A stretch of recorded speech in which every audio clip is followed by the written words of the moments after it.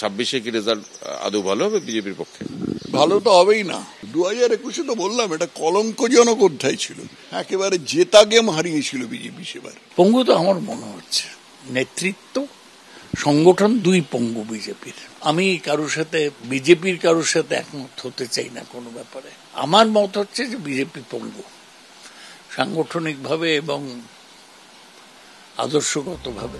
এই যে অর্ধেক সভাপতি রয়েছেন, অর্ধেক সময়ের সভাপতি, আমি তো বললাম এটা একটা অচিন্তনীয় ব্যাপার। এরকম কখনো হতে পারে যে একটা লোক দিল্লিতে একটা রাষ্ট্রমন্ত্রীর দায়িত্ব সামলাচ্ছে আর সেই লোক আবার কলকাতায় একটা পশ্চিমবঙ্গের মতন রাজ্যে পশ্চিমবঙ্গের দ্বিতীয় দলের প্রধান বিরোধী দলের দায়িত্ব সামলাচ্ছে? এরকম হতে পারে কখনো? অসম্ভব, আমি ভাবতেই পারি না।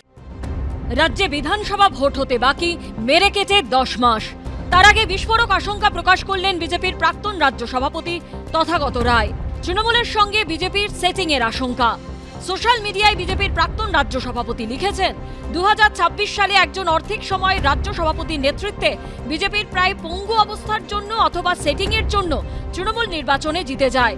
তাহলে তা হবে বাঙালি হিন্দুর বিলুপ্তির প্রথম ধাপ। বহু লোক বিশ্বাস করি সেটিং আছে, কেন বিশ্বাস করবে না?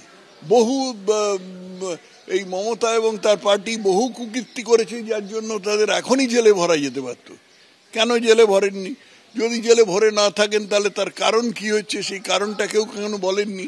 এইসব নিয়ে লোকে বিশ্বাস করতে আরম্ভ করেছে না সেটিং আছে। ওনার কথা দল শোনে না কেন, কেন ওকে টুইট করে করে বলতে হয় সে তো উনিই বলতে পারবেন। তো উনি নাকি রাজ্য সভাপতি ছিলেন, উনি নাকি ছিলেন ওই রাজ্যপাল ছিলেন, তো ওনার এত অ্যাক্সেস আছে, উনি দলকে বোঝাতে যান। লোকসভা ভোটের আগেও বিজেপি তৃণমূল সেটিং এর আশঙ্কা শোনা গেছিল তথাগত রায়ের গলায়। যে ব্যাখ্যাটা খুব বেশি তৈরি হচ্ছে এবং যেটাকে আমি দুর্ভাগ্যজনক বলছি, সেটা হলো যে লোকের ধারণা হচ্ছে সেটিং।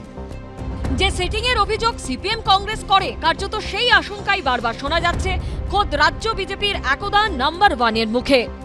ভারতীয় জনতা পার্টির 13 কোটি সদস্য, গত নির্বাচনে প্রায় 30 কোটি ভোট, এর পরেও যারা ভোট দিতে পারেননি এমন কয়েক কোটি সমর্থক। তো যার ফলে এত বড় বৃহৎ পরিবারের প্রত্যেকেরই অধিকার রয়েছে ভারতীয় জনতা পার্টির ভালো মন্দ চেয়ে কিছু না কিছু মত প্রকাশ করা। এ নিয়ে আমাদের কোনো মন্তব্য নেই। আসলে রাজ্য বিজেপি দিল্লির চাপে বা দিল্লির মনোভাবে তৃণমূলের পাশে আছে, ঠিক লড়াই করতে রাজি না।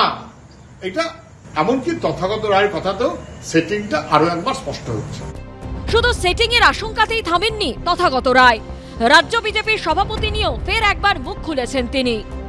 এই যে অর্ধেক সভাপতি রয়েছেন, অর্ধেক সময়ের সভাপতি, আমি তো বললাম এটা একটা অচিন্তনীয় ব্যাপার। এরকম কখনো হতে পারে যে একটা লোক দিল্লিতে একটা রাষ্ট্রমন্ত্রীর দায়িত্ব সামলাচ্ছে আর সেই লোক আবার কলকাতায় একটা পশ্চিমবঙ্গের মতন রাজ্যে পশ্চিমবঙ্গের দ্বিতীয় দলের প্রধান বিরোধী দলের দায়িত্ব সামলাচ্ছে? এরকম হতে পারে কখনো? অসম্ভব, আমি ভাবতেই পারি না। 26-এ কি রেজাল্ট আদৌ ভালো হবে বিজেপির পক্ষে?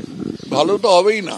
2021-এ তো বললাম এটা কলঙ্কজনক অধ্যায় ছিল, একেবারে জেতা গেম হারিয়েছিল বিজেপি সেবার। পঙ্গু তো আমার মনে হচ্ছে নেতৃত্ব সংগঠন দুই পঙ্গু বিজেপির। আমি বিজেপির কারোর সাথে একমত হতে চাই না কোনো ব্যাপারে। আমার মত হচ্ছে যে বিজেপি পঙ্গু সাংগঠনিকভাবে এবং আদর্শগতভাবে। সব মিলিয়ে সেটিং তত্ত্বে ফের সরগরম রাজ্য রাজনীতি। কৃষ্ণেন্দু অধিকারী, আশাবুল হোসেন ও উজ্জ্বল মুখোপাধ্যায়ের রিপোর্ট, এবিপি আনন্দ।